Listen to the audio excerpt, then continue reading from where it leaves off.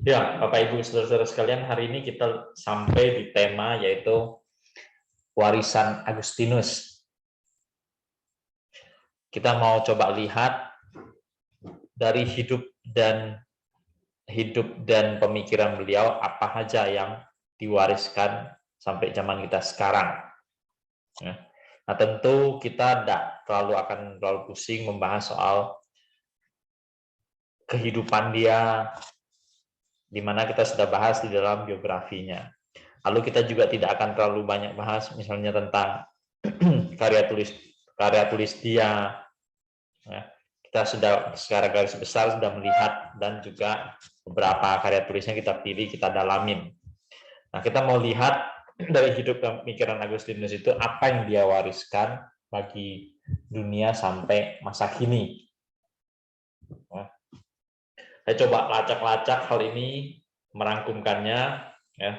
Dan kadang bisa menjadi banyak, ya bisa menjadi banyak, misalnya termasuk sekarang sampai muncul jurnal Augustinian Studies. Ya. Terus juga muncul, ada lagi, lebih baru lagi saya lihat, ada kelompok tertentu mereka menerbitkan majalah khusus tentang Agustinus. Ya. Di selain Augustinian Studies Journal, juga ada lembaga yang terbitkan Augustinian Magazine. Ya. Nah, tapi saya pikir itu tidak terlalu tepat kita kategorikan warisan dari Agustinus. Ya. Warisan di sini adalah bagaimana hidup dan pemikiran dia membentuk satu cara berpikir di dunia, ya, dari zaman dia hidup setelahnya sampai kita sekarang. Nah, untuk itu dua hal yang perlu kita tengahkan untuk melihat warisan dari Agustinus. Yang pertama itu ada namanya OSA. Ya.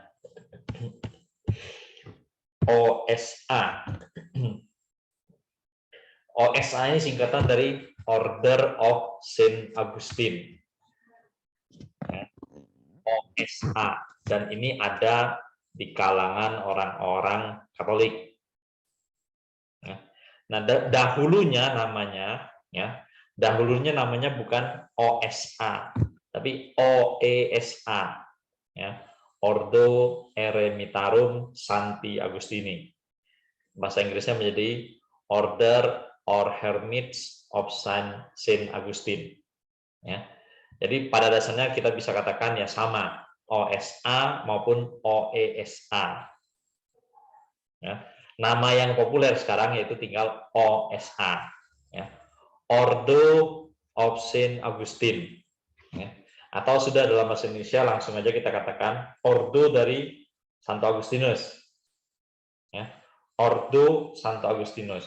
Dan ini memang menjadi milik atau warisan dari orang-orang Katolik.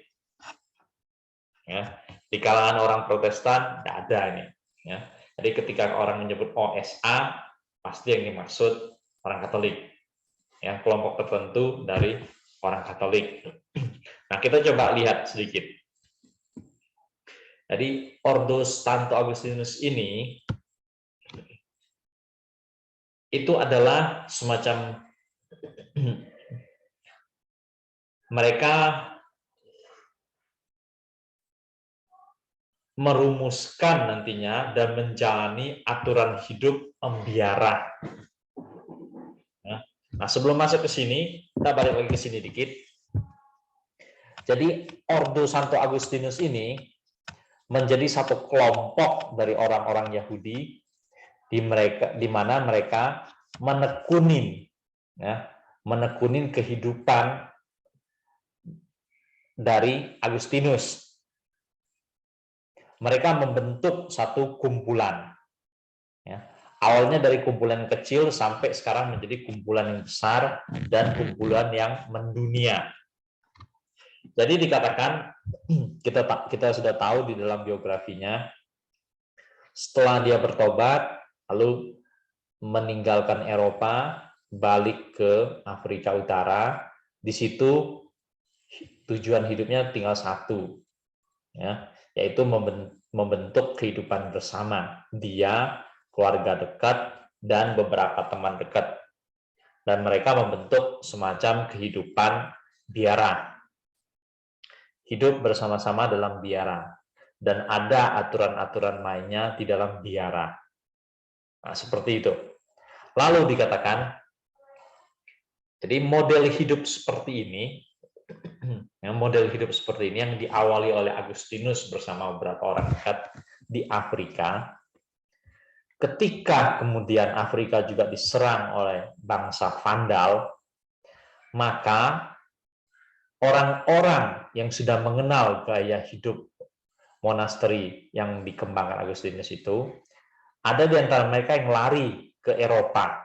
Dari Afrika Utara, lari ke Eropa. Kan tidak terlalu jauh kita lihat petanya, jaraknya, tapi harus menyeberangi samudra. Ya. Menyeberangi samudra, mereka bawa ke Eropa, maka model kehidupan biara yang dirintis oleh Agustinus ini juga dibawa ke Eropa dan mulai diterapkan atau mulai dikembangkan oleh orang-orang Kristen di sana. Ya, orang-orang Kristen jadi mulai kembangkan di sana. Nah, itu dinilai awal sekali Agustinus memulainya itu 396. Ya, 396. Terus dibawa oleh orang-orang ke Eropa. Maka di Eropa mulai berkembang, ya. Di dunia barat, ya, di dunia berbahasa Latin, orang-orang juga mulai menerapkan cara hidup seperti ini membiara. Nah, maka di sana berbagai kelompok dari orang-orang Kristen, ya, mereka membentuk, ya, cara hidup membiara. Tentu jumlahnya awalnya dalam jumlah yang kecil-kecil aja, ya, jumlahnya kecil-kecil aja, ya. Bisa 5 orang, termasuk bisa 10 orang, ya, kecil-kecil begitu. Nah, mereka hidup bersama, menjalankan satu kehidupan membiara, dan tidak terlalu banyak berurusan dengan hal-hal kehidupan di dunia ini. Ya, jadi mereka konsentrasi pada, ya, secara umum bisa dikatakan mencari Tuhan, ya, hidup sederhana, terus ya melayani sesama orang-orang di dekatnya, ya seperti itu aja. Ya. Ini merupakan satu pergerakan di antara orang-orang Kristen awam, bukan orang-orang Kristen klerus. Ya, jadi bukan para pemimpin keagamaan Kristen, tapi diawali oleh orang-orang Kristen awam. Ya, jadi tujuan mereka, ya, mereka menjalani hidup membiara untuk orang-orang awam. Ya. Nah, dikatakan sampai dengan tahun 1243, sampai tahun 1243 itu di daerah Italia, ya, daerah namanya Tuscany, ya, daerah Italia, daerah namanya Tuscany, itu berada di Afrika, di Italia bagian tengah. Nah, ada beberapa kelompok biara yang hidup terpisah, ya, karena jumlahnya kecil-kecil, 5-10 orang itu mereka terpisah. Nah, beberapa kelompok itu mereka bersama-sama menerapkan model kehidupan biara dari Agustinus. Nah, orang-orang ini kemudian mengajukan permintaan kepada Paus masa itu. Ya. Nah, kita bicara Paus ini berarti dunia kekristenan Barat. Ya. Nah, 1054 bisa dikatakan 1054 itu adalah bisa dikatakan tahun resmi pemisahan antara gereja timur dan gereja barat. Gereja timur berpusat dulunya di Konstantinopel. Ya. Gereja barat berpusat di Roma. Ya. Nah, gereja barat dikenal dengan istilah kepemimpinannya itu di Paus. Ya.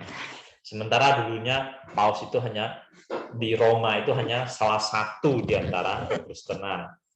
Tapi itu menjadi pusat kekristenan Barat dan tempat dan keorganisasian yang tertinggi jadinya di sana. Ya.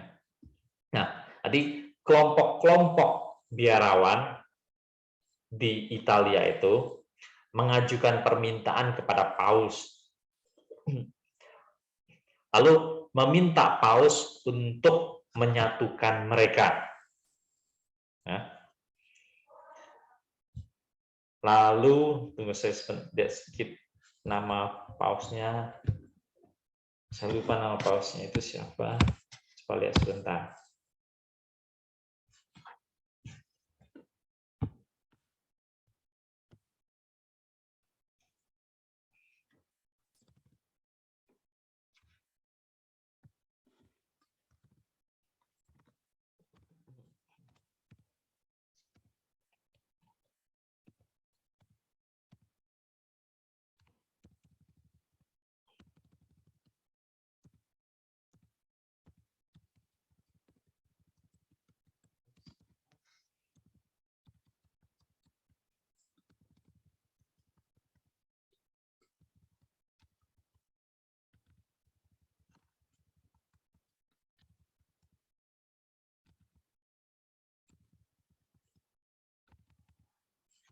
Innocent IV.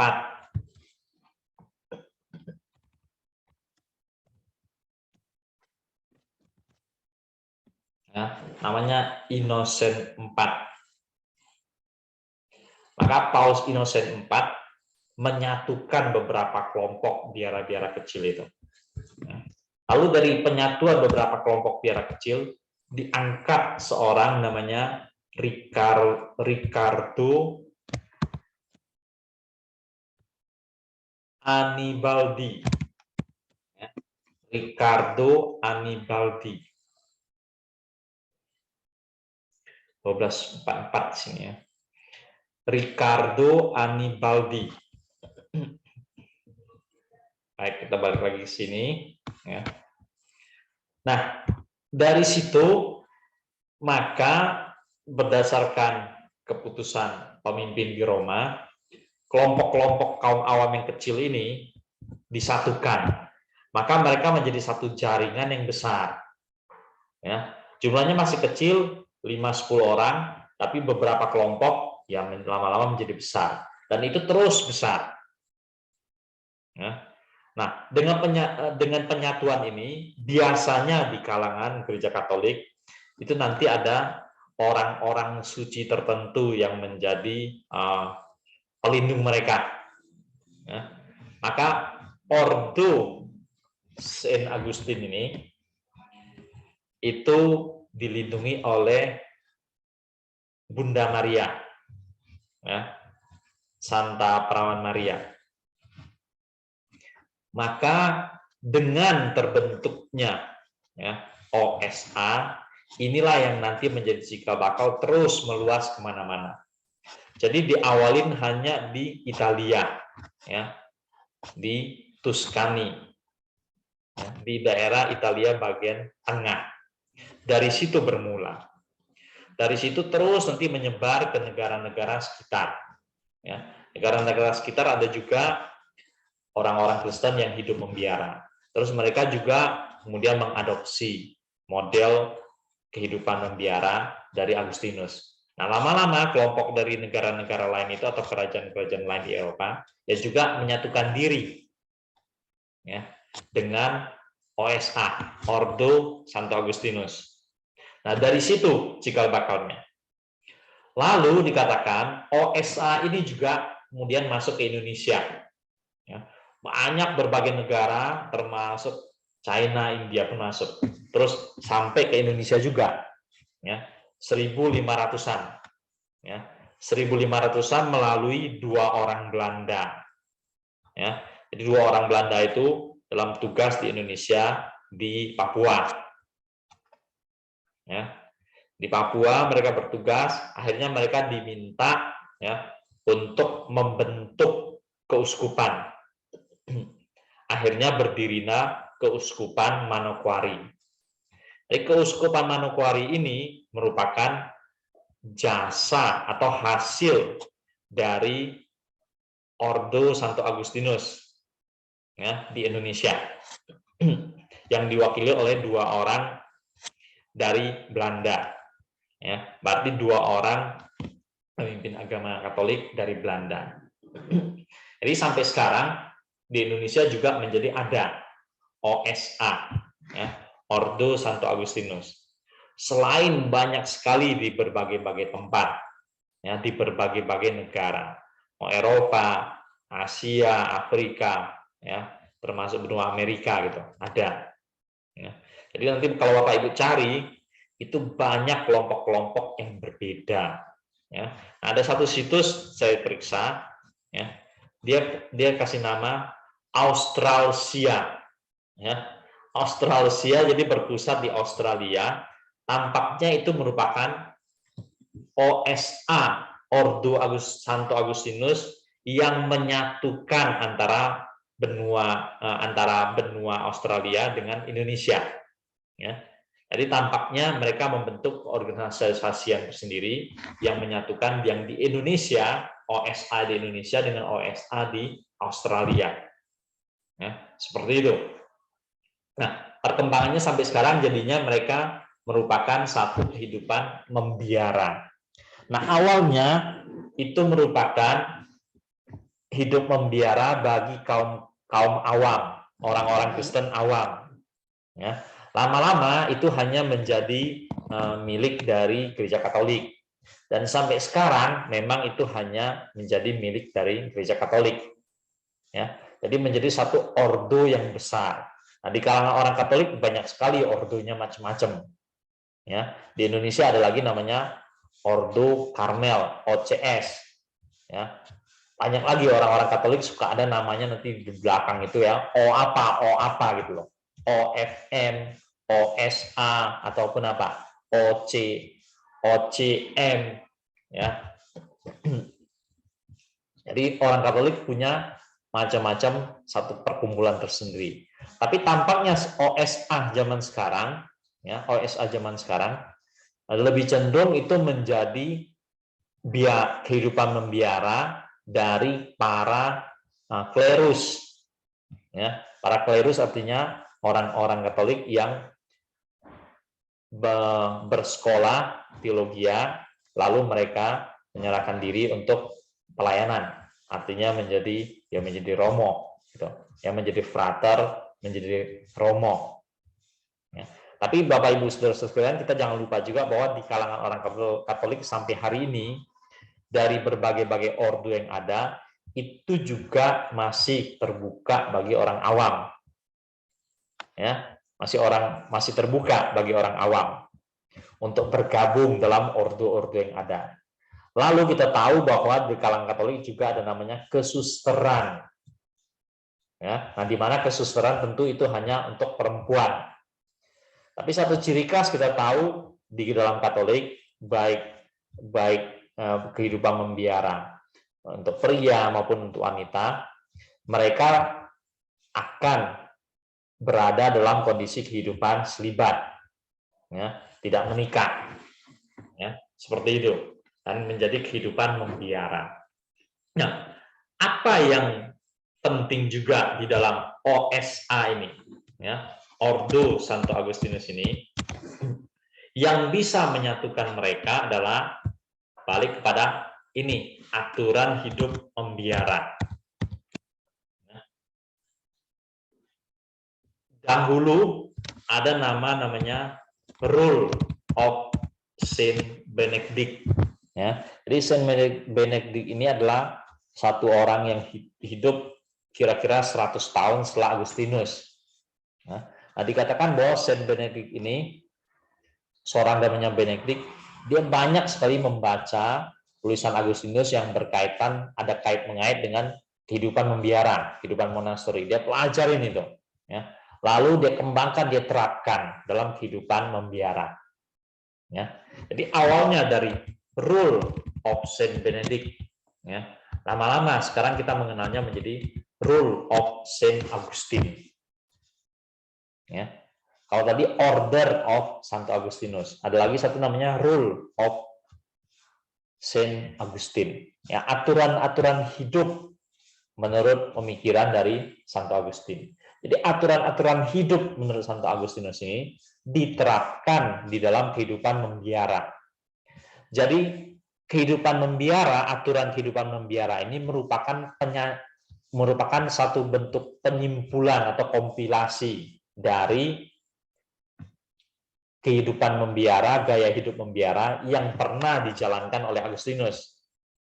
Dan itu kita dapatkan dari pengembangan dari Rule of Saint Benedict.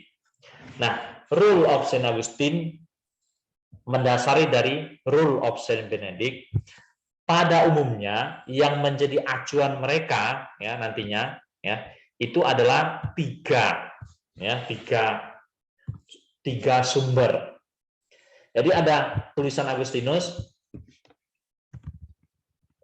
pada surat nomor 211 ya. Jadi surat nomor 211 ini adalah sebuah surat yang ditulis oleh Agustinus, dikirimkan pada komunitas wanita, orang-orang Kristen. Ya. Tampaknya adalah berkaitan dengan kehidupan mereka bersama dalam biara. Ya. Berarti ini zaman Agustinus masih hidup. Lalu di dalam khotbah Agustinus yang masih terdokumentasi nomor 355 dan 356. Nah, itu ada petunjuk tentang hidup dan praktis dari kaum klerus.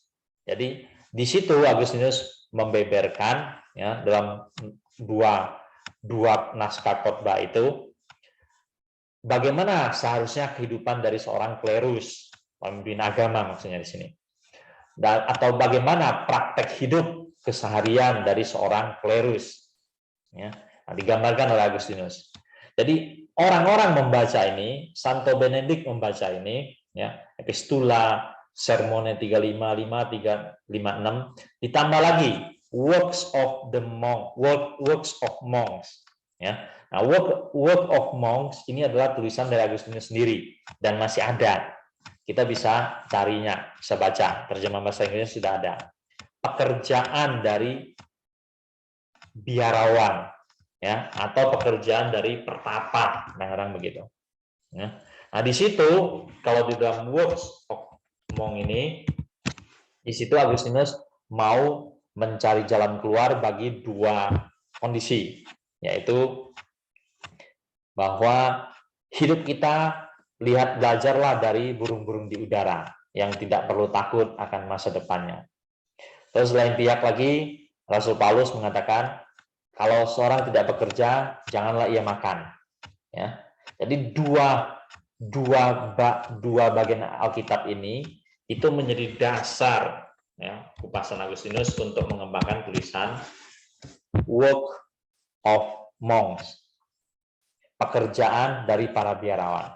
Nah, dari situ sebenarnya kita tahu bahwa di dalam biara-biara atau monasteri-monasteri yang dikembangkan oleh orang-orang Kristen, tidak berarti di situ hanya urusan bertapa doang, ya, atau semedi, gitu, ya, tidak seperti itu.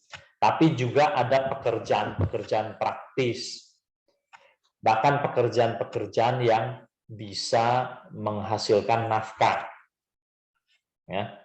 Sampai sekarang di berbagai biara yang dikembangkan oleh orang-orang Katolik, pada umumnya juga seperti itu. Ya. Tidak semua biara yang berkembang sekarang itu selalu mengikuti Rule of Saint Augustine. Ya.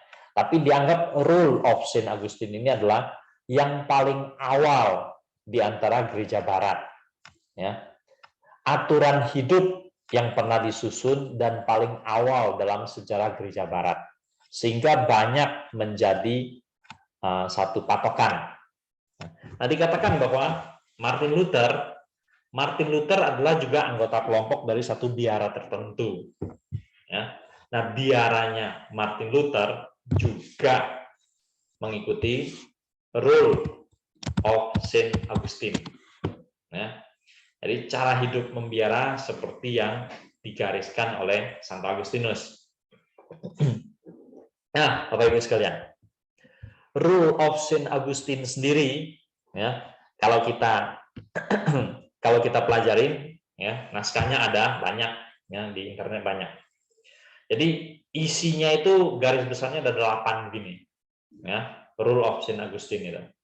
Di awalnya dia gambarkan tujuan dan dasar hidup bersama. Ya. Apa pentingnya? Ya, apa pentingnya orang-orang Kristen hidup bersama dalam membiara? Itu digambarkan di situ. Ya. Hidup bersama, mereka memusatkan perhatian, mencari Tuhan, lalu melayani sesama, kira begitu. Ya. Terus ada waktu-waktu berdoa, jam-jam doa. Ya. Poin yang ketiga, dalam kehidupan membiara itu, mereka hidup secara sederhana dan hidup dalam penyangkalan diri. Nah, hidup sederhana ini juga tidak berarti ya, semua sama rata, semua sama rasa. Tidak begitu juga. Ya, tidak begitu juga. Nanti kalau Bapak Ibu baca bisa tahu di situ.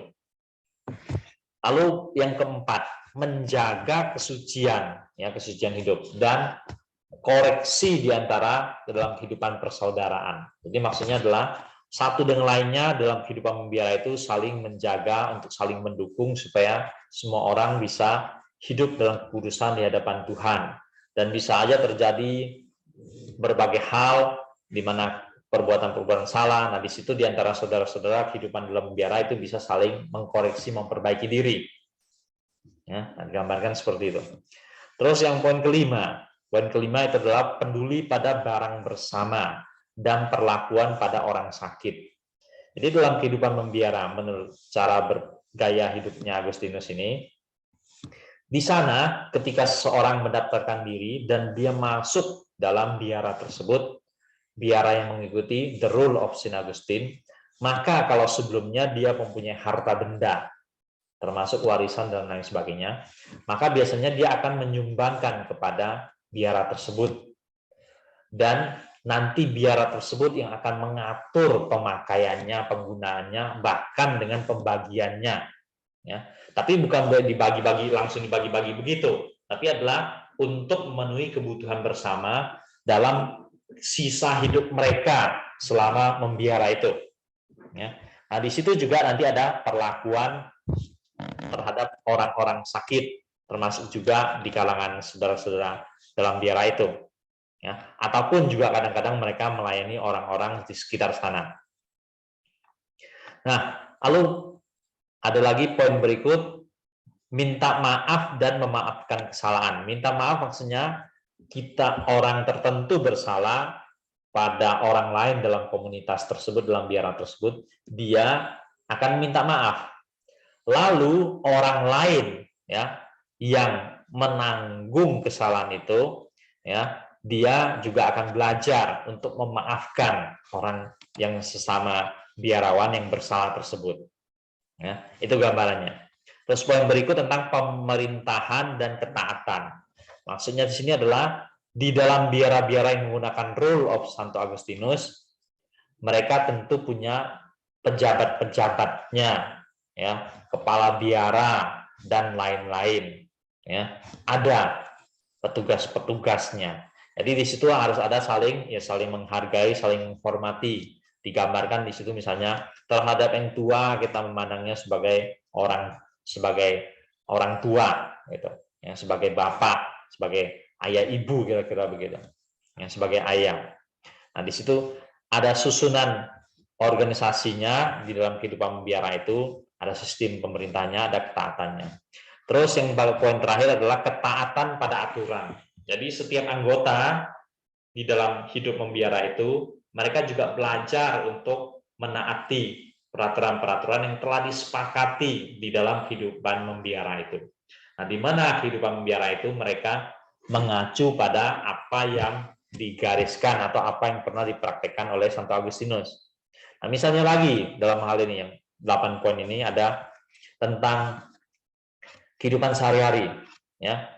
Makanan walaupun pada umumnya kita bisa dikatakan sama, tapi tidak selalu harus sama. Itu bergantung pada kebutuhan orang, dikatakan begitu. Begitu juga halnya misalnya dengan pakaian, ya. Pakaian juga bukan berarti semua orang pakainya sama persis, walaupun pada umumnya kita tahu bahwa kehidupan membiara ya pakaiannya kurang lebih sama, ya. Tapi di sini digambarkan misalnya orang dalam kondisi sakit, dia bisa diberikan pakaian yang agak berbeda. Ya. orang dalam kondisi sakit, dia bisa mendapatkan makanan yang agak berbeda, mungkin agak istimewa begitu untuk memulihkan kesehatannya. Nah, digambarkan seperti itu. Ya. Bahkan ada diatur di dalam Rule of Saint Augustine itu, ya, soal buku, kepemilikan buku dan membaca. Jadi ada jam-jam mereka membaca, belajar. Ya. Sama dengan ada jam-jam mereka berdoa.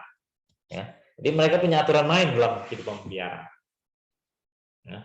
Nah sayangnya nggak tahu ya, yang sekarang di Indonesia ini biara mana gitu loh, biara mana yang mengikuti Rule of Saint Augustine. Apakah kebanyakan biara seperti itu, atau masing-masing biara punya pengembangan aturan yang berbeda? Ya, yang saya pernah dengar kan di Batu itu ada pertapaan Karmel. Terus di Bandung, di Lembang itu juga ada pertapaan Karmel. Nah, apakah pertapaan Karmel ini mengikuti Rule of Saint Augustine? Ya, tahu kita. Ya, tapi berdasarkan teman yang pernah pergi sana, yang saya pernah dengar dia cerita, di Batu itu, di pertapaan Karmel di sana ada perkebunan apel. Ya, jadi orang-orang yang hidup membiara di sana, ya ada jam-jam bekerja juga, jam-jam bekerja mengurus kebun apel. Ya, terus kebun apel mereka ya mereka produksi, mereka jual. Ya, bahkan perkebunan apelnya dikembangkan juga menjadi ya minuman sari apel. Nah, yang di Batu kan seperti itu. Ya. Nah, jadi model kehidupan membiara yang diwariskan oleh Agustinus ini juga mempunyai pengaruh sampai sekarang, yaitu pada orang-orang Katolik. Ya, pada orang-orang Katolik. Jadi warisan monasterinya sendiri, ya, yaitu komunitas biarawannya sendiri. Lalu komunitas biarawan itu diatur oleh the Rule of Saint Augustine. Ya. Nah, saya pikir ini merupakan ya warisan yang berharga dari seorang Santo Agustinus bagi kekristenan masa kini, yang dimana khususnya diwakili oleh orang-orang Katolik. Ya. Apakah suatu hari dalam sejarah kekristenan Protestan juga bisa bertumbuh model hidup membiara seperti yang ada di Katolik? Ya, nggak tahu kita. Ya, nggak tahu kita. Oke, hari ini tentang warisan dari Santo Agustinus. Sampai di sini. Silakan kalau ada hal-hal mau didiskusikan. Pak Ali. Halo. sorry. Silakan Pak. Oh ya, untuk Rule of Saint Augustine ini apakah sama dengan semacam ordo gitu ya, kayak Fransiskus itu kan ada ordo Fransiskan. Apakah semacam gitu Pak jadinya? Apa namanya? OSA ya, Ordo Santo Agustinus itu setara dengan yang begitu-begitu, ya setara. Cuma kita perlu tahu juga, kita harus cek periksa lebih jauh, misalnya ordonya mereka, misalnya Ordo Fransiskan itu, dalam biara mereka pakai aturan apa? Ya, apakah dia pakai aturan Santo Agustinus atau pakai aturan yang lain? Ya, bisa aja keorganisasian berbeda, tapi mereka pakai aturan yang sama, bisa aja. Atau mereka punya aturan sendiri, ya, aturan biaranya sendiri. Karena pasti selain Agustinus, belakangan hari juga banyak orang lain yang menyusun peraturan hidup biara. Apalagi kalau kita mau banding-bandingkan lagi dengan agama-agama lain, misalnya Buddha gitu. Ya, orang Buddha juga banyak biara-biaranya. Ya, dan masing-masing biara punya peraturan sendiri. Ya. Walaupun peraturan masing-masing biara itu kadang-kadang juga ada unsur-unsur samanya. Nah, dalam kalangan orang Katolik juga seperti itu. Ya, begitu dulu. Terima kasih Pak. Ya Pak, kalau di ini apa di Karmel saya pernah ke sana Pak. Kita pernah beli sayur dan saya sangat senang kue hasil produksi mereka sangat bagus. Baik yang di Lembang maupun yang di Batu Pak. Mereka produksi kue itu bagus. Enak Pak. Lalu saya mau tanya ini Pak. Ini bicara tentang memaafkan kesalahan atau apa?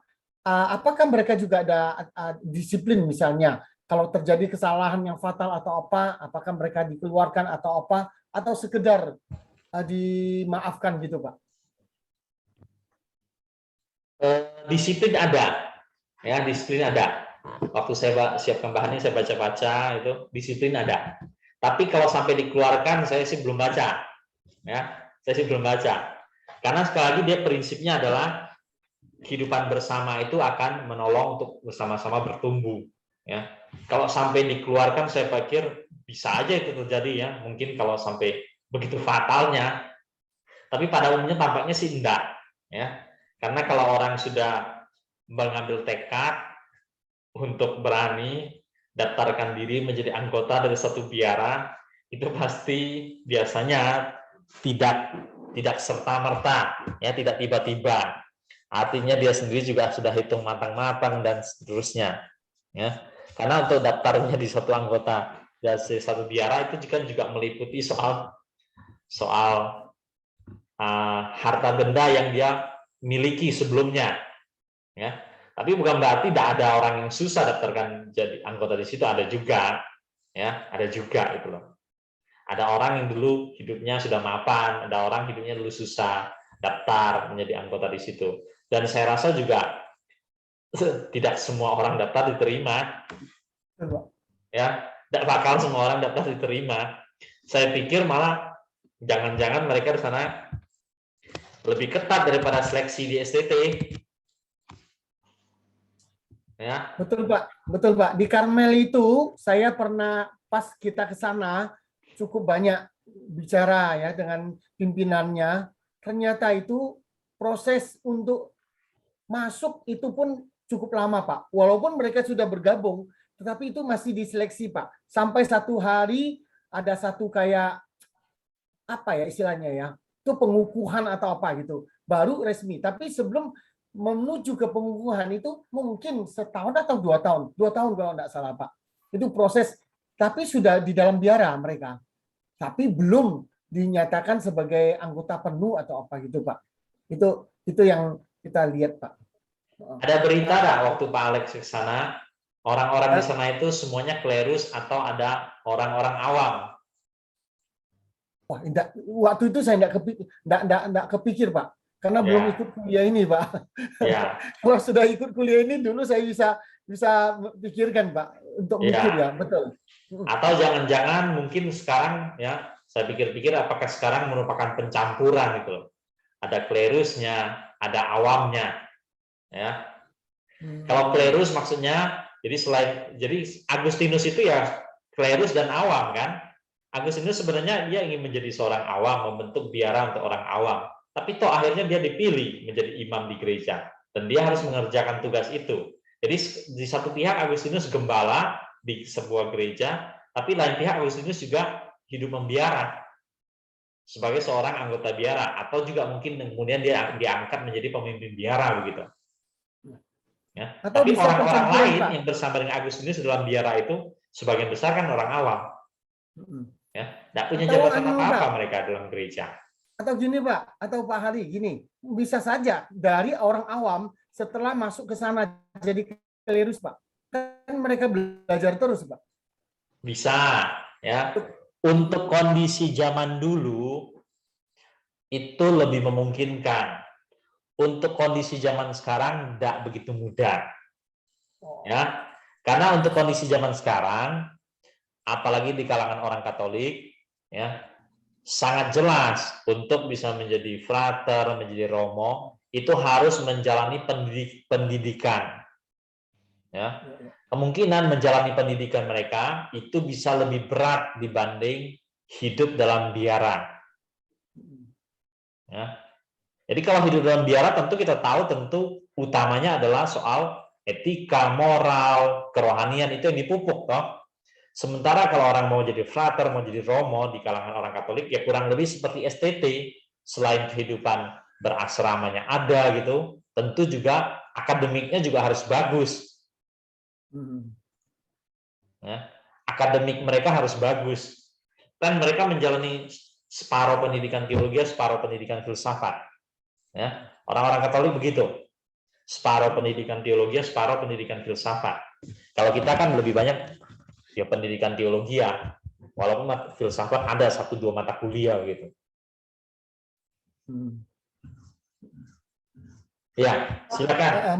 Model hidup kayak gitu apa enggak mendekati kehidupan komunis, Pak?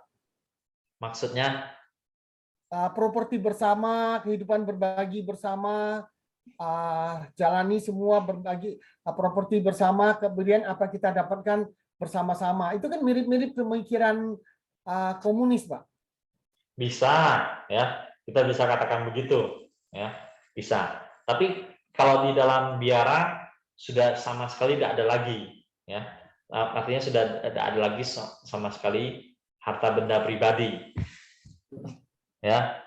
Ya, harta benda pribadi sepanjang yang dia dapat bagian itu, misalnya satu orang dapat 5 setel pakaian, ya itulah punya dia gitu loh, ya. Kalau zaman sekarang mungkin dengan kemajuan teknologi kita bisa tambahkan, misalnya dia sudah dapat HP, ya itulah HP-nya dia gitu, ya. Atau dia perlu bekerja dengan laptop dan ada cara pembagian laptop di sana kan, ya. Dia punya laptop, sudah dapat bagi laptop, itulah milik dia, seperti itu, ya. Tapi kan tidak ada lagi mereka soal yang dia punya apa, punya rumah di sana, punya real estate gitu kan, atau punya warisan apa dari orang tuanya. Hal-hal begitu kan dari awal ketika mendaftar jadi anggota sudah akan selesai,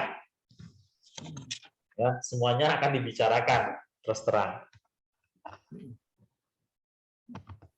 Oke. Kemudian Pak, itu apakah kaum esenik juga bisa kita kategorikan kehidupan biara, Pak?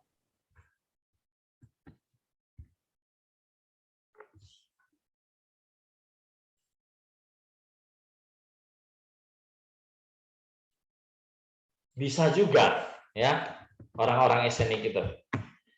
Jadi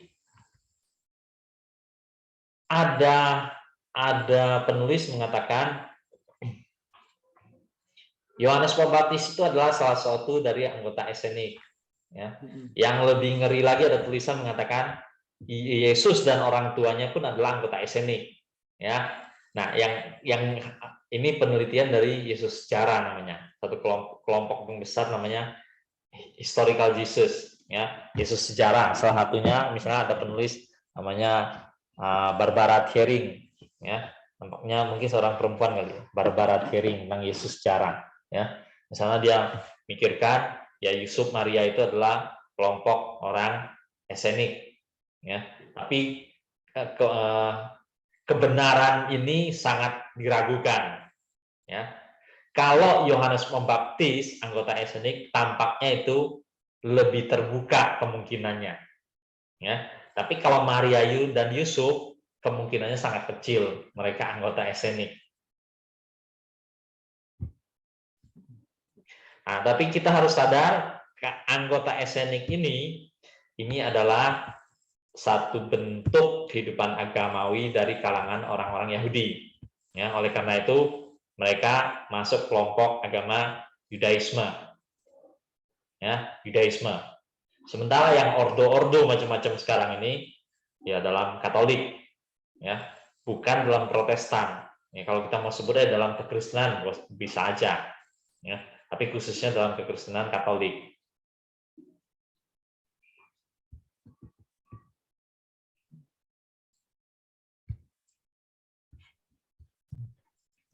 Sekedar informasi Pak untuk selibat Pak.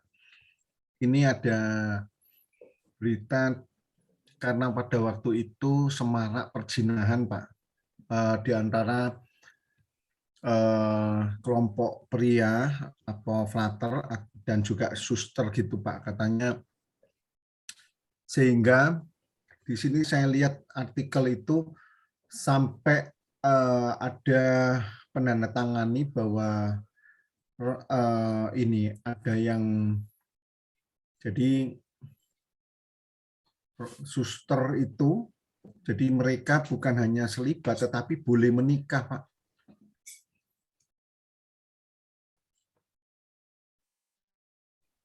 Ini ratusan ahli teologi dari Jerman, ini 2011 menandatangani surat berisi seruan supaya pastor dan suster boleh menikah. Jadi ini sebetulnya ada pembahasan dari Vatikan ini terakhir ini, Vatikan Paus Fransiskus ini, dia bilang pastor dan suster boleh saja menikah. Jadi mereka bilang bahwa ini adalah tradisi tapi bukan aturan lagi. Itu bagaimana ya Pak? Apakah hal selibat ini sudah menjadi warisan lagi atau memang ini hanya tradisi ya? Ya, silakan Bapak Ibu sekalian nanggapin hal ini.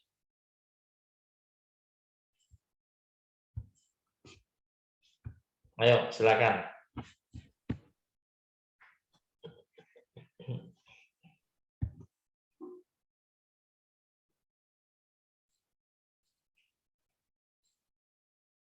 Saya dulu kan Katolik ya Pak ya. Saya punya flatter, sekaligus dia dulu itu menjadi pembina, terapi terakhir dia keluar Pak dari flatter menikah Pak. Jadi apakah ini warisan yang terus ini atau sekedar tradisi atau aturan atau sehingga katanya ada penetapan dari jenjang kardinal atau paus, kardinal, uskup itu yang selibat, tapi yang bawahnya itu katanya bebas Pak, katanya boleh suster dan romo boleh menikah. Ya, silakan Bapak Ibu tanggapin hal ini. Ini mestinya kita semuanya sudah mengikuti perkembangan-perkembangan ini.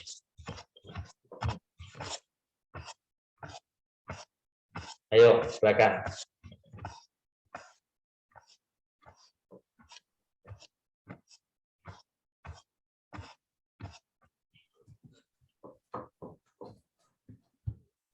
Atau dari sejarah gereja sepanjang Bapak Ibu tahu, silakan bisa ditanggapin dari sisi situ juga.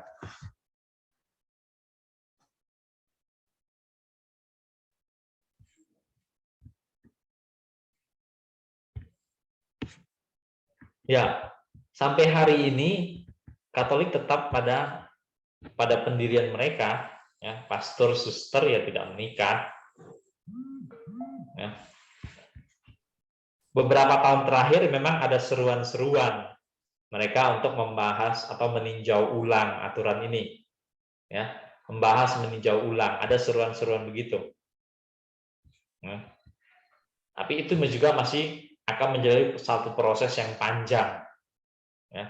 Apakah nantinya sampai pihak Katolik akan mengambil keputusan memberikan kesempatan bagi suster dan romo untuk menikah, ya, satu hal yang masih kita harus tunggu, ya, tapi paling tidak sampai hari ini tidak ada terjadi itu, ya, romo di katedral, ya, katedral yang kecil pun, ya, atau paroki yang kecil pun, ya, romo dan frater sampai hari ini ya tidak menikah, ya, ataupun kelompok-kelompok tertentu yang berisi wanita, ya, kesusteran yang mereka tidak menikah.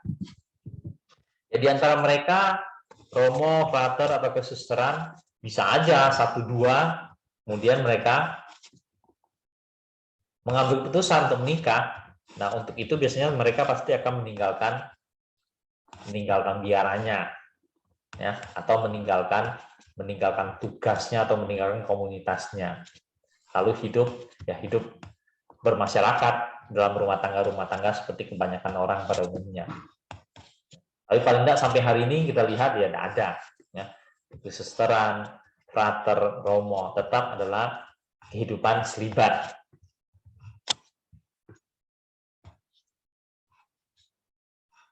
Ya, begitu tanggapan saya.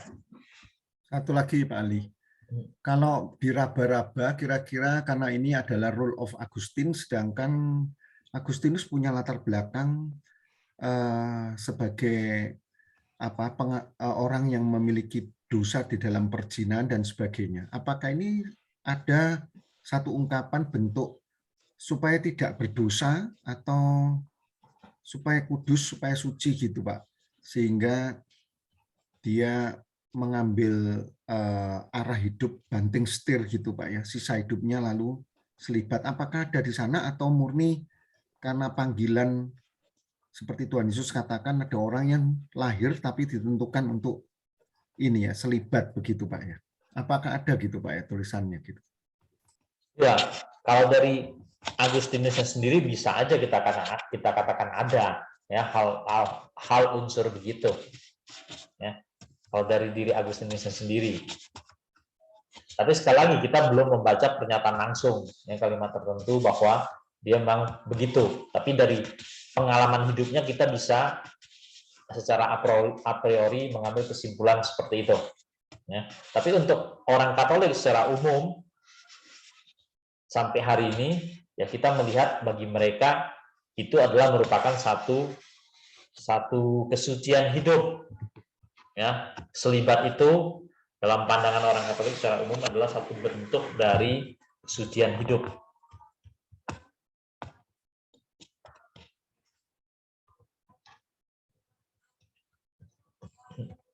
Bukan sebuah pengabdian gitu Pak ya. Karena pastinya kan hal kesucian itu kan bukan karena perbuatan tapi berpikir saja sudah tidak suci gitu Pak ya. Sekali lagi kalau secara manusia untuk selibat itu kan yang paling kontras, penyangkalan diri itu kan tidak memikirkan tentang persetubuhan kayak begitu ya Pak ya. Nah, sedangkan apakah itu cukup untuk menahan hal kesucian, sedangkan pikiran yang kata Tuhan Yesus melihat saja, mengingini, terus kemudian dan lain-lain itu sudah dosa, atau memang ini sekaligus menjadi satu sudah komitmen tidak memikirkan itu, tapi juga pengabdian total, sehingga ketika itu dijalankan sebagai pengabdian, akhirnya tidak konsen ke sana gitu Pak ya. Apa seperti itu ya Pak? Ya, silakan Bapak Ibu tanggapin. Makanya Pak, mereka itu buat komunitas Pak, dan ada kehidupan doanya segala, ada disiplin waktunya juga Pak. Betul, mereka itu tidak, tapi memang bukan cuma itu Pak. Kalau berbicara cuman masalah itu, kan masalah keduniawian kan masalah tata harta, masalah kedagingan, ya, bukan tidak hanya soal seksualitas. Ya. Bukan cuma itu Pak. Masalah jabatan di keleru saya bisa itu kedagingan Pak. Masalah status tinggi rendahnya itu juga. Nah mereka itu kan aturan-aturan ini ketaatan, submit sepenuhnya pada atasan. Bagaimana mereka menaklukkan diri mereka. Saya tahu tuh mereka doa jam 4 pagi, jam 5 pagi sudah bagaimana mendekatkan diri dengan Tuhan, lalu saling mengingatkan. Itu juga satu proses Pak.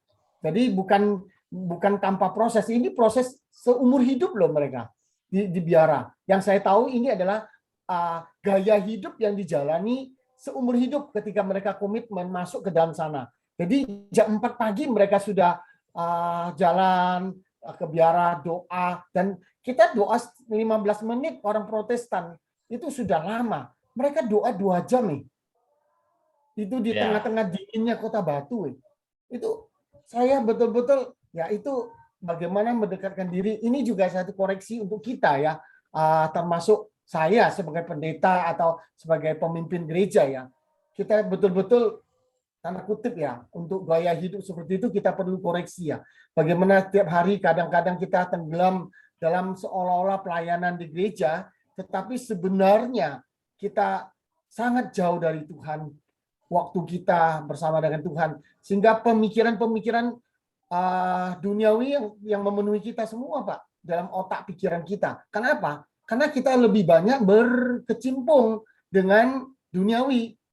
Hamba Tuhan tapi banyak di mall, hamba Tuhan banyak di mana atau apa, berpikir tentang kerjaan, berpikir tentang mobil, berpikir tentang, aduh banyak deh. Saya melihat teman-teman saya ini kadang ngeri. Tiap hari pergumulan perbincangannya cuma masalah mobil, rumah, istri, apa, studi anak, rencana apa. Ya itu juga satu refleksi untuk kita ya, saya pikir ya. Gaya kehidupan mereka ini, saya katakan kita tidak harus seperti itu. Tetapi paling tidak ini menjadi satu pikiran kita ya, untuk bagaimana sebagai panggilan hamba Tuhan harus imbang ya. Saya sangat berharap ini Pak Bildad bisa memulai komunitas kita ini Pak Bildad. Nggak sanggup kayaknya, Pak. Berarti panggilannya enggak anu ini. Oke Pak Bildad. Kalau Ya. Pak Bildad buka, saya gabung Pak.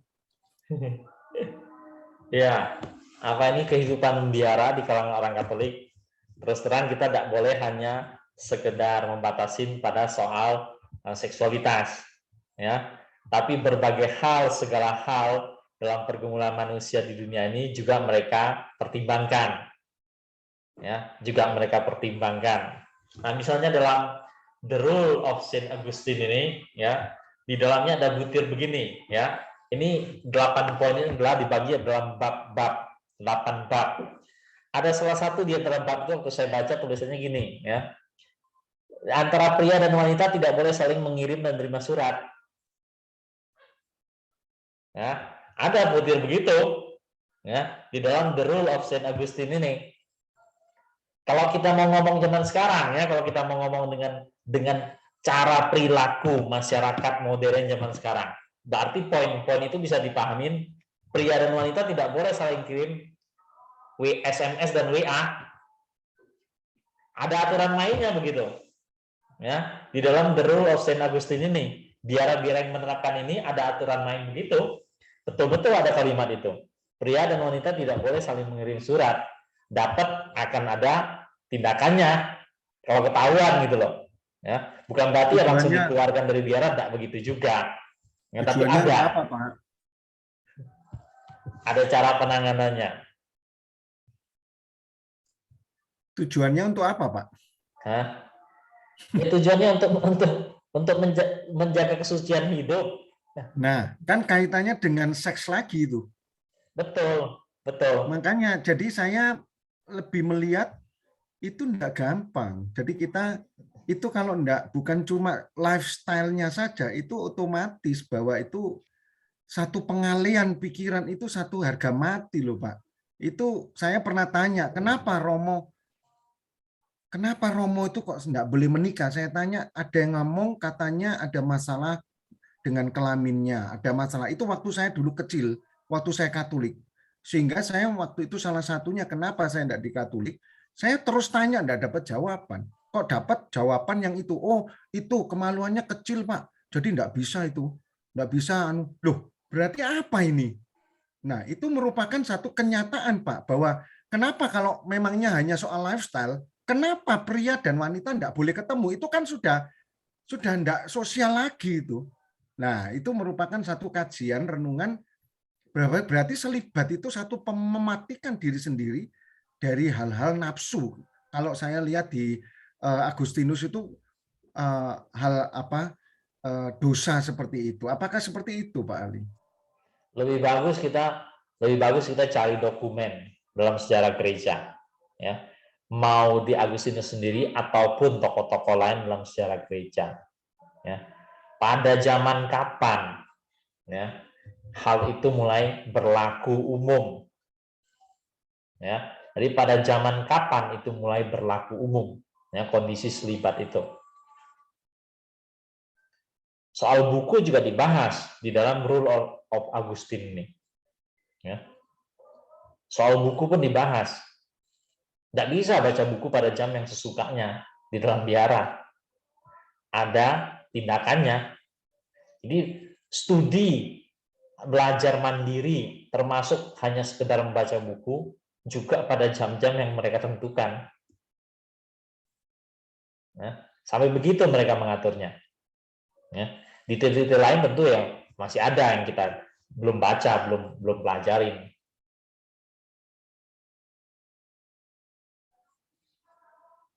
Saya pikir mereka nangani semuanya, ya, nangani semuanya. Seperti kalau kita mau sarikan, anggaplah pergumulan hidup manusia itu seperti yang orang Protestan suka sebut-sebut gitu, ya, harta, tahta, wanita begitu, ya.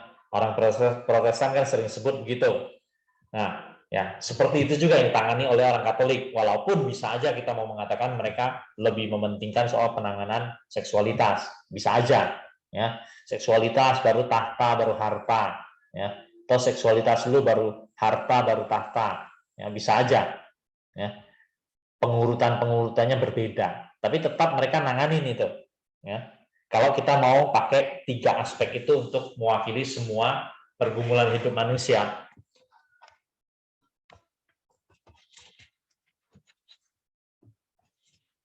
Oke, silakan. Boleh nggak Pak, kalau untuk sebagai satu pemikiran daripada kita membuat Tuhan mengacu kepada pengertian selibat itu diambil dari Tuhan Yesus sendiri yang memang dilahirkan untuk menjadi selibat itu ya. Jadi saya pikir memang tidak ada pikiran untuk hal-hal pembatasan tentang seks, tentang harta, tentang apa. Sekalipun secara daging, selama masih dibungkus daging, masih punya keinginan. Tapi startnya itu sudah nggak ada orang punya keinginan itu nggak ada. Jadi kalau kita mengizinkan orang selibat ya harus pakai dengan rule of Jesus Christ, bukan cuman hanya itu ya Pak ya, ditambah dengan pengalaman Agustinus gitu ya Pak ya. Mungkin seperti itu kalau boleh menyumbang pikirannya, memberikan nasihat, karena kalau di jemaat itu ditanya Pak boleh kawin, boleh selibat, boleh kawin atau selibat gitu. Jadi mungkin apakah bisa seperti itu ya Pak ya? Perlu dijelaskan pada kita semua atau pada jemaat, maksudnya apa gitu loh standar Yesus Kristus itu. Karena semua orang nanti juga bisa pakai standar itu, atau semua orang menolak standar itu. Seperti apa jadinya? Kita mengartikannya.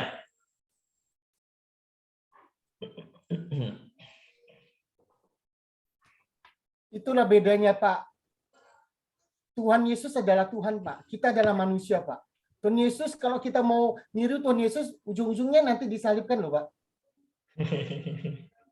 Nggak bisa. Nah Tuhan Yesus ditempelin pipi kiri, kasih pipi kanan.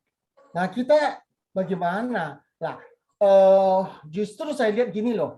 Kalau saya lihat seninya, nilainya, kualitasnya dari hidup panggilan Agustinus ini, menjalani selibat ini, yaitu justru ketika kita belajar menjalani, mematikan kedagingan kita, Pak. Kalau kita sudah setahap Tuhan Yesus, ya enggak perlu. Tetapi justru ketika penyangkalan diri dan prosesnya ini, inilah nilainya, inilah keberhasilannya, inilah sekolahnya, kalau boleh dikatakan seperti itu, Pak. Kalau saya sih melihat seperti itu. Nah, kalau kita jadikan Tuhan Yesus sebagai acuan, ini agak susah, Pak. Karena dia Tuhan, kita manusia, Pak. Dia tidak berdosa, dia Allah dari manusia, kita tetap adalah manusia di dalam kedagingan, Pak. Nah, saya juga heran, kadang-kadang ada gereja, penasihatnya siapa? Ditulis, Yesus Kristus. Ketuanya siapa? Yesus Kristus. Nah, kita ini jadinya aneh, Pak. Nah, itu yang kita harus hati-hati kalau saya lihat seperti itu, Pak. Ya. Maksudnya itu bukan meniru Tuhan Yesus, tetapi ajaran Tuhan Yesus dalam Matius 19:12 dia mengatakan ada orang yang tidak dapat kawin karena ia memang lahir demikian dari rahim ibunya. Dan ada orang yang dijadikan demikian oleh orang lain, dan ada orang yang membuat dirinya demikian karena kemauannya sendiri. Oleh karena kerajaan surga, siapa yang dapat mengerti, hendaklah ia mengerti. Jadi maksud saya, alasan kita selibat karena Alkitab. Karena memang Alkitab mengatakan memang ada orang yang memang pikirannya seperti itu, dibuat seperti itu, atau keluar dari rahim, tidak kawin. Jadi itu yang apakah itu bisa untuk menolong ya, untuk bisa memberikan gambaran yang lebih murni gitu ya, bukan karena yang kekuatan diri sendiri menahan dan sebagainya, karena itu akan tidak langgeng gitu, tidak akan bisa lama, pada akhirnya kawin, flutter ada yang keluar, kawin, suster gitu. Jadi saya pikir arti selibat apakah memang harus mengikuti Alkitab gitu Pak. Maksud saya bukan mengikuti Tuhannya, Tuhan Yesus, tapi apa yang dikatakan Tuhan Yesus dalam Matius 19:12. Silakan. Kalau tadi saya katakan perlu didefinisikan. Maksudnya ya termasuk ayat itu kita harus definisikan apa yang dimaksud dengan orang yang dilahirkan sudah begitu. Apa yang dimaksud dengan ada orang yang membuat dirinya seperti itu, ya. Karena ayat itu bisa ditafsirkan bermacam-macam oleh setiap orang yang membacanya, ya. Oleh karena itu kita perlu memberikan satu rumusan terhadap setiap komponen itu, ya. Kalau di situ kita mau bagi manusia menjadi 3 macam yang selibat, yang masing-masing kita uraikan, ya. Maksudnya apa? Dilahirkan dalam keadaan begitu maksudnya apa? Nanti jangan-jangan orang LGBT juga mengatakan saya dilahirkan begitu. Saya sudah dilahirkan begitu, jadi saya harus terima apa adanya. Nah, gawat kita nanti. Kita harus menerima keadaannya dia. Makanya itu perlu diberikan batasan arti. Jadi waktu Yesus katakan kalimat 2 atau 3 kriteria orang seperti itu, maksudnya apa? Ya.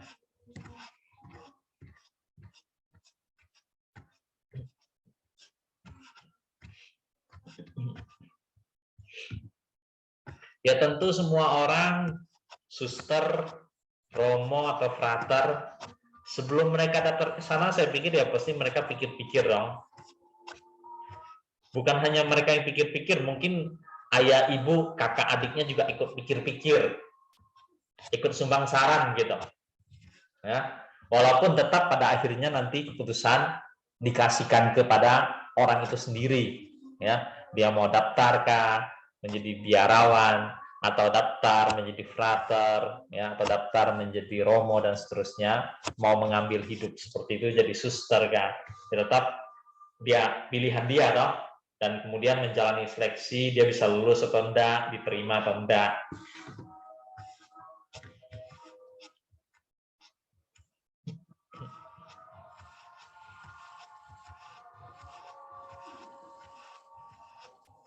Silakan.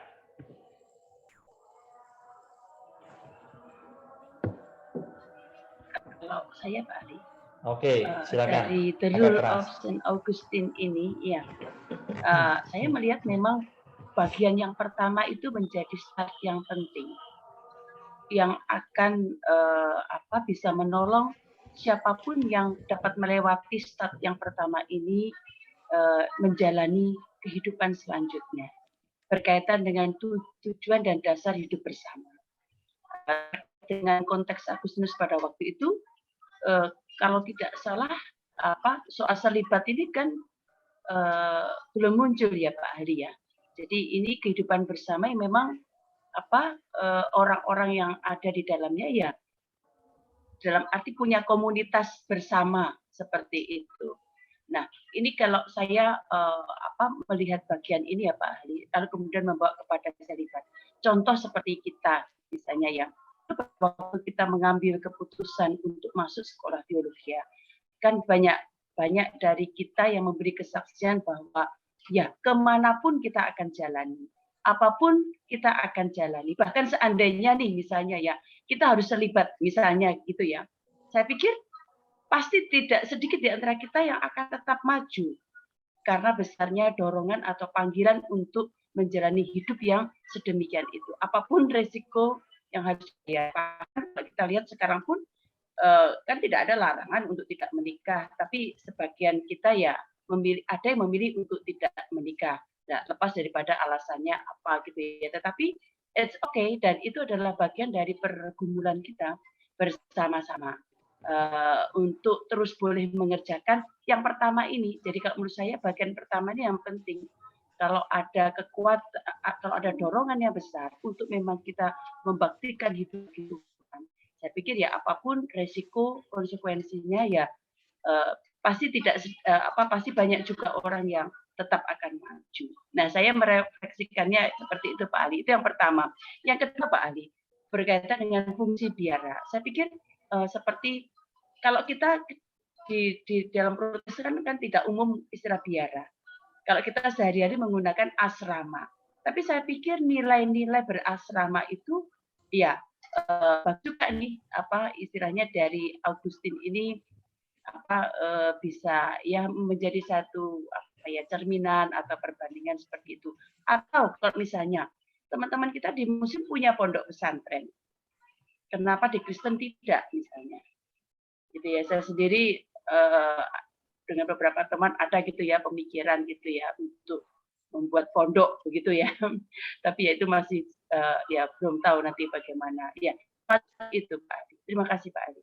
Ya, ya, kalangan orang Kristen bisa juga memikirkan ya tentang pondok, ya. Jadi ada orang Kristen yang mondok begitu. Ya. Kalau kita mau belajar dari tradisi Islam di Indonesia, gitu. Tapi tradisi Islam di Indonesia ini saya pikir juga dia punya sejarah yang panjang. Jangan-jangan dia juga belajar dari kekristenan, ya. Jangan-jangan dia juga belajar dari kekristenan, gitu loh. Terus memang di dalam sini dari 8 bab ini, bab yang pertama tujuan dasar hidup bersama ini memang yang pokok, ya. Ini pokok yang paling awal gitu dari aturan hidup menurut Agustinus, ya. Yang lain-lainnya bawah-bawahnya lebih cenderung merupakan penjabaran, ya, penjabaran atau lebih praktisnya. Tapi fundamentalnya ada di bab pertama, tujuan dan hidup bersama. Ya. Ya, memang dalam sejarah gereja sampai hari ini ya kita tidak melihat, ya, tidak melihat bahwa Protestan mengembangkan gaya hidup membiara, ya, masih terbatas pada gereja di kalangan orang-orang Katolik, ya. Nggak tahu, kita mungkin bisa cek lebih jauh bagaimana dengan gereja Timur, ya, gereja Timur, ya. Apakah gereja Timur punya cara yang seperti itu? Nah, persoalan di kalangan Katolik yang 20-an tahun terakhir ini adalah berkaitan dengan berbagai kejadian yang didapatin di kalangan biara Katolik itu, bahwa ada terjadi percabulan, perzinahan gitu, ya. Bahkan yang disorot adalah soal pedofil, ya, pedofilia. Dari situ beberapa kalangan di kalangan orang Katolik sendiri maupun orang-orang masyarakat pada umumnya akhirnya mempertanyakan soal peraturan di dalam Katolik yang mengharuskan selibat bagi orang-orang yang memang rencananya menuju frater atau menuju romo, ya. Itu yang dituntut untuk dilonggarkan, ya. Artinya apa? Diharapkan tidak menjadi satu keharusan, ya, tapi menjadi pilihan masing-masing, ya. Ada perjuangan seperti itu memang di kalangan orang-orang Katolik, tapi sampai hari ini kita tahu ya masih tetap berlaku seperti apa adanya, yaitu frater maupun romo adalah mereka harus memenuhi persyaratan yaitu selibat, ya. Suatu hari di antara mereka kalau sudah menjalani masa tugas 5 tahun, 10 tahun, bahkan 15 tahun, 20 tahun, ada di antara mereka yang belakangan hari memutuskan untuk menikah. Toh mereka harus meninggalkan, ya, meninggalkan tugasnya, keromoannya, ya. Dan ada memang itu terjadi, ya. Nah, saya yakin kita juga ada mendengar hal-hal begitu terjadi.